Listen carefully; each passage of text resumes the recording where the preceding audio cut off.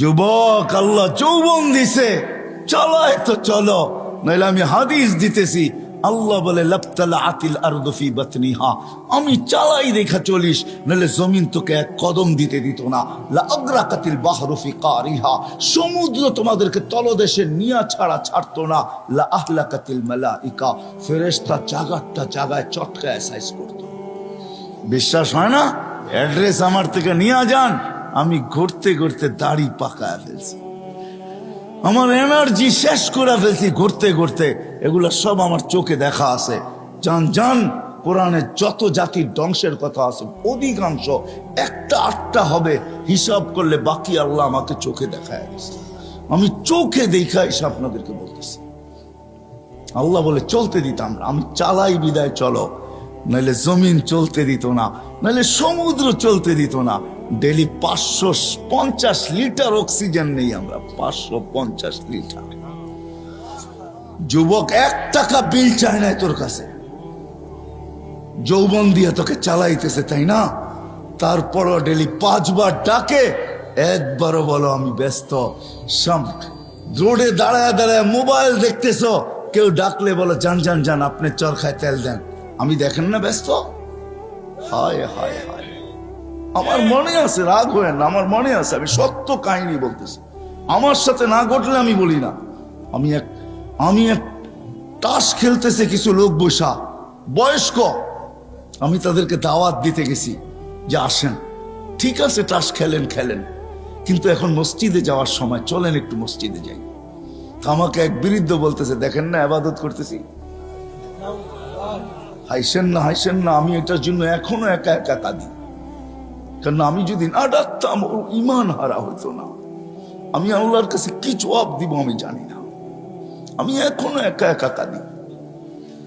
আমি গেলাম তো গেলাম কেন,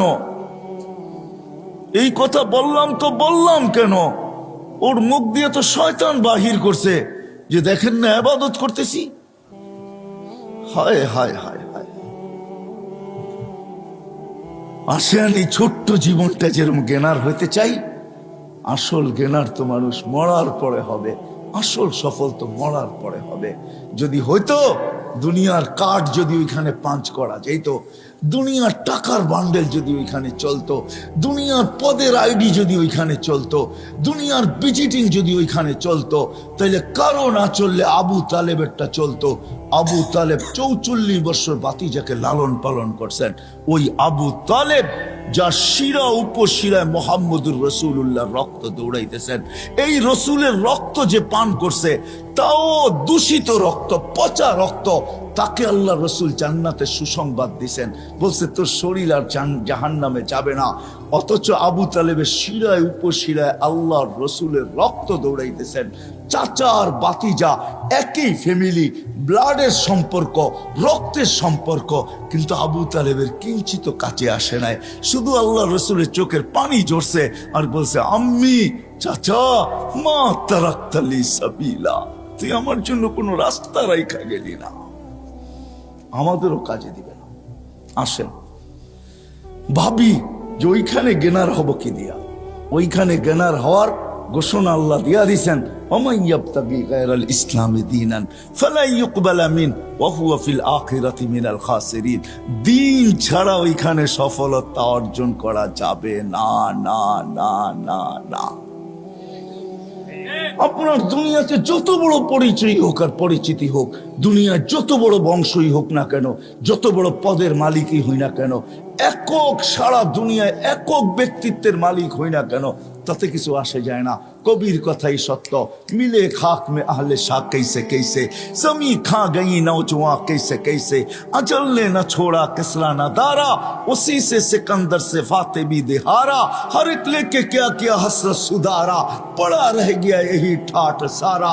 এটাই সত্য, ইশাখার রাজধানী আছে, ইশাখা নাই। আপনিও থাকবেন না, আমিও থাকবো না, চলে যাবো ওই আখেরাতে, চলে যাবো ওই আখেরাতে। জ্ঞানার হইতে হবে ওইখানে। ওইখানে জ্ঞানার হওয়ার জন্য বংশের দরকার নাই, ওইখানে জ্ঞানার হওয়ার জন্য বংশের দরকার নাই, ওইখানে গেনার হওয়ার জন্য সোসাইটির দরকার নাই, ওইখানে গেনার হওয়ার জন্য দুনিয়ার কিচ্ছু জিনিসের দরকার নাই। যদি দরকার হইতো তাহলে বেলাল কোনোদিন গেনার হতো না। বেলাল কোনোদিন গেনার হইতো না, বেলাল কোনোদিন সফলতা অর্জন করতে পারতো না। হায় হায়, রাবেয়া বসরি কোনোদিন সফলতা অর্জন করতে পারতো না।